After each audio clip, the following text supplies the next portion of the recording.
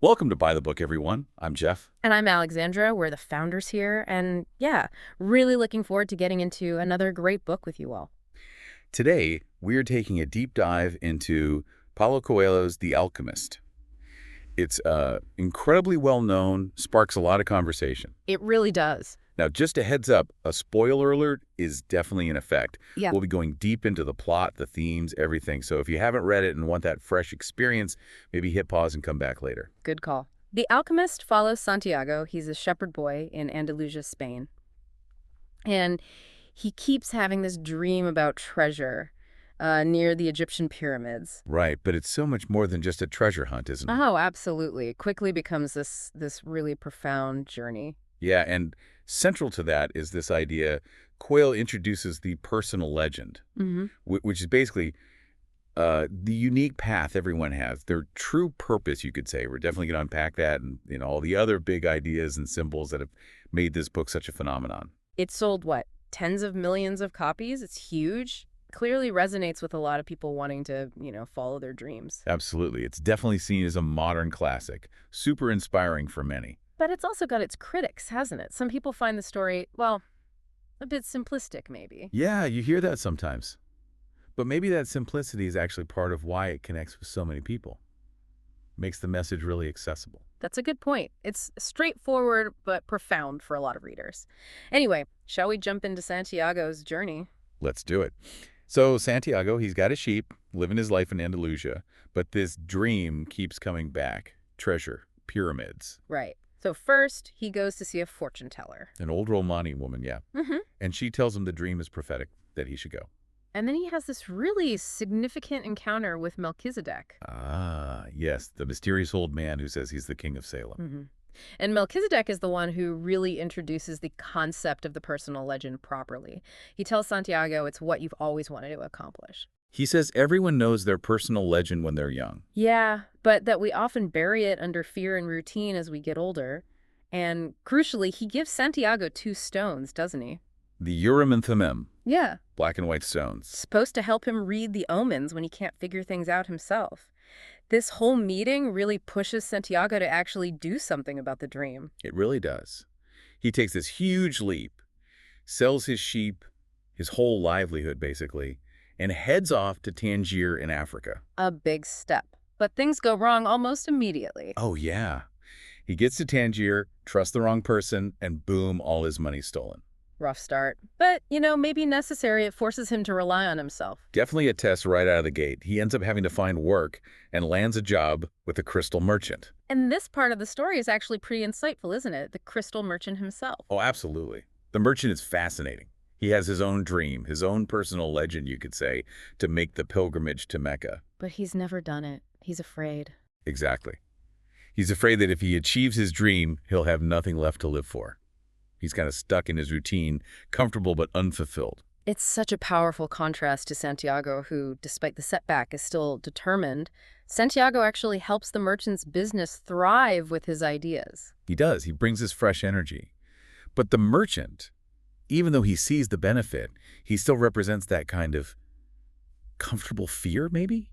That resistance to chasing the dream fully. Yeah, it really highlights that difference between just having a dream and actually having the courage to pursue it, whatever the risks. Santiago chooses to keep going. Right. So after saving up some money working for the merchant, he joins a caravan crossing the desert towards Egypt. And on this caravan, he meets another key character, the Englishman. Ah, the Englishman. Yeah. Completely absorbed in his books about alchemy. Yeah, he's on his own quest, his own kind of personal legend, searching for this famous 200-year-old alchemist who supposedly lives at an oasis. And he's the one who introduces Santiago to the core ideas of alchemy. Mm-hmm. Like the emerald tablet, which supposedly holds all the secrets. The Philosopher's Stone. Right, turning lead into gold. And the elixir of life, granting immortality or curing illness. The Englishman represents a very different approach to finding wisdom, doesn't he? Very intellectual, book-focused. Compared to Santiago, who's learning more through experience, intuition, observing the world around him. Exactly. So the caravan finally makes it to this huge oasis, Al Fayoum. It's supposed to be neutral territory in the tribal wars. And this is where Santiago's journey takes another turn.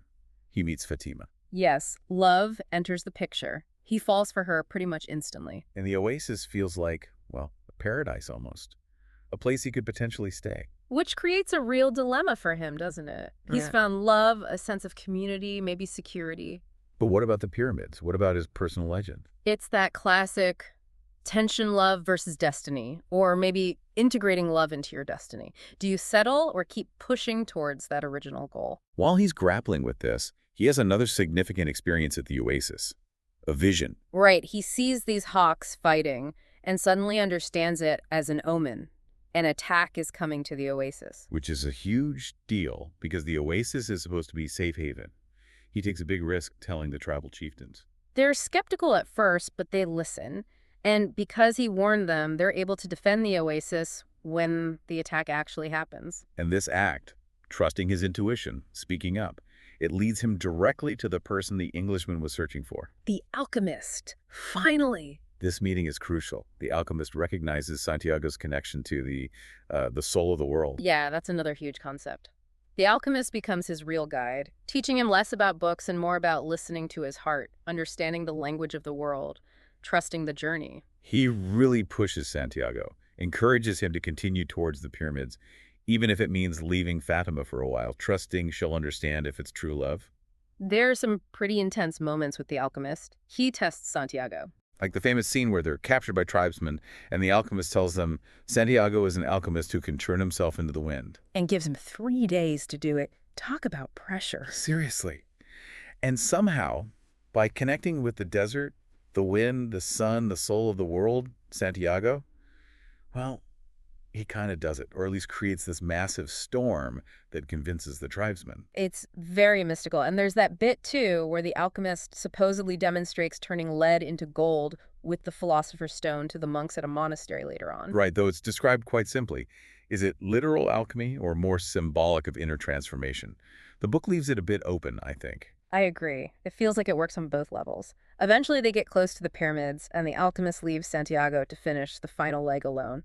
Gives him a piece of gold. So Santiago finally reaches the pyramids, the place from his dream. He starts digging where he thinks the treasure should be. And nothing, just sand. And then, adding insult to injury, he gets attacked and robbed again by refugees from the tribal wars. It's just brutal. They beat him up, take the gold the alchemist gave him. But then this is the twist. As they're leaving, Santiago, sort of delirious, mentions his dream about treasure buried at the pyramids. And one of the robbers scoffs at him. He says something like, "You idiot, I had a dream just like that years ago." But my dream, the robber says, told me treasure was buried back in Spain, under a sycamore tree growing inside a ruined church. The exact place where Santiago started, where he used to sleep with his sheep. Mind-blown moment.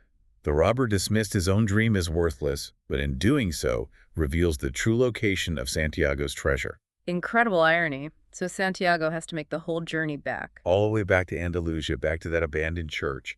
He digs into the sycamore tree. And there it is, a chest full of gold coins and jewels.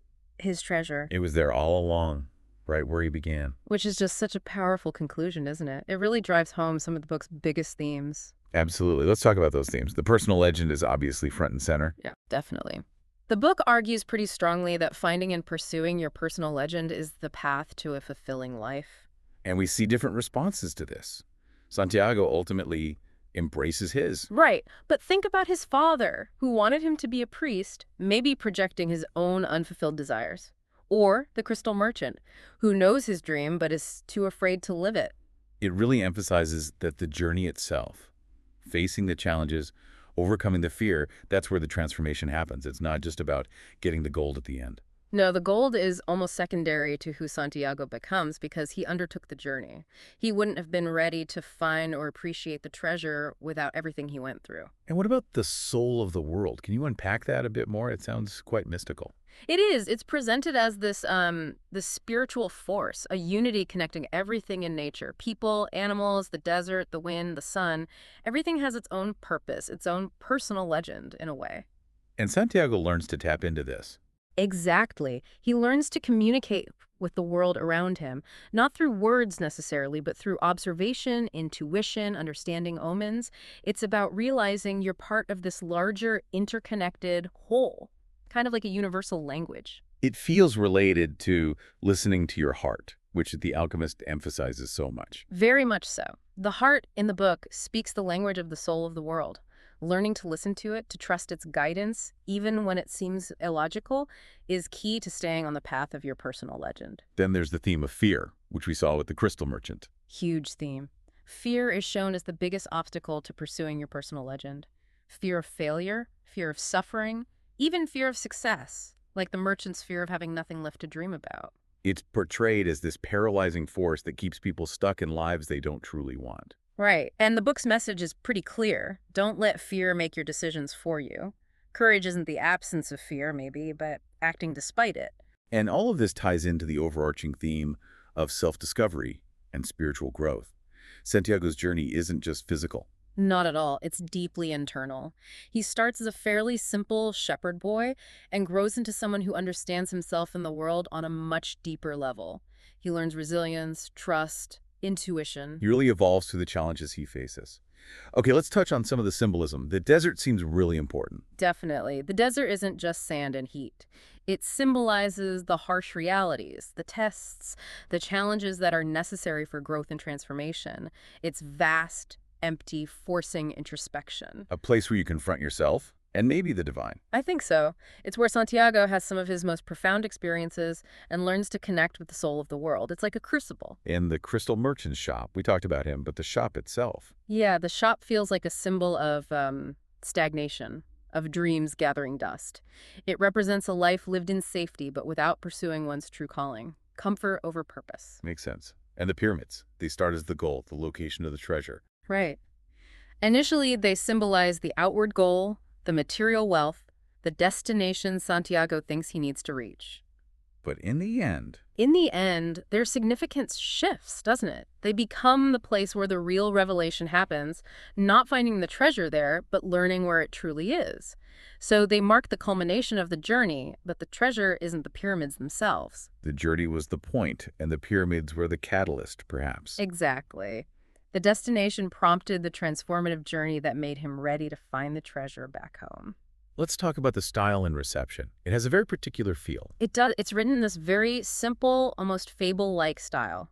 Lyrical, philosophical, some call it magical realism, the way extraordinary things happen matter-of-factly, Yeah, it reads like an allegory or a parable sometimes. which probably contributes to its wide appeal, but also maybe to some of the criticism. How so? Well, the critical reception has always been mixed. Millions love it, find it incredibly inspiring, life-changing even. You see that reaction a lot online, people saying it motivated them to make big changes. Absolutely.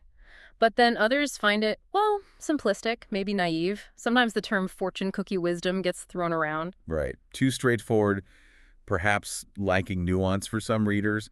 Some might even find it a bit pretentious in its simplicity. It's definitely polarizing in that sense. But again, maybe that accessibility is precisely why it's endured and sold so many copies. It speaks directly to common human desires and fears. And it's interesting to know Coelho himself was inspired by his own pilgrimage on the Camino de Santiago. Yeah, that personal journey of seeking definitely informs the book. And there's also a clear link to an old tale from 1001 Nights, which has a very similar plot structure dream of treasure far away, journey, discovery that it was back home all along. So it taps into these really old archetypal story patterns. For sure. And if you think about the lessons you can pull from it, socially, it's about chasing dreams, the power of human connection on the journey. Culturally, maybe the universality of spiritual seeking across different traditions. Economically, there's a subtle message about hard work, like Santiago of the Shop, but also a warning against pure materialism, right?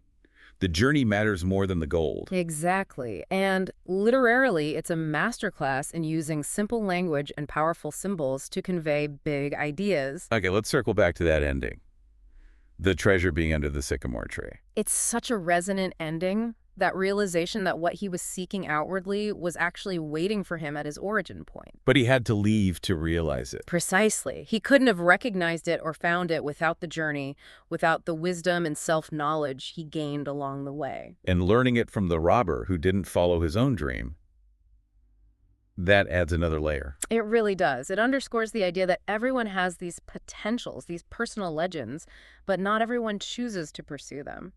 And sometimes even someone else's dismissed dream can be the key for you. It brings it all together, the importance of the journey, listening to omens, the interconnectedness of things, and looking within. Yeah, appreciating where you came from, the foundations. So wrapping this up, what's the core takeaway for you, for someone listening? I think the fundamental message is that call to listen to your heart, to identify what your personal legend might be, and to find the courage to pursue it, despite the fears and obstacles. And, crucially, to value the journey itself, Yeah. because that's where the real treasure, the transformation happens. It really prompts some self-reflection, doesn't it? It makes you ask yourself, what's my own sycamore tree? Is there something valuable I'm overlooking right here, right now, because I'm so focused on a distant goal? Exactly. Are you listening to those internal whispers? Are you letting fear hold you back from your own journey of discovery? It's a call to live more intentionally, maybe? A powerful thought to end on. Consider where your treasure might already be waiting. Mm-hmm. Don't dismiss your own starting point. Well, thank you for joining us for this deep dive into The Alchemist. Lots to think about there. Always a pleasure. Until next time. Keep reading, keep thinking. Bye, everyone.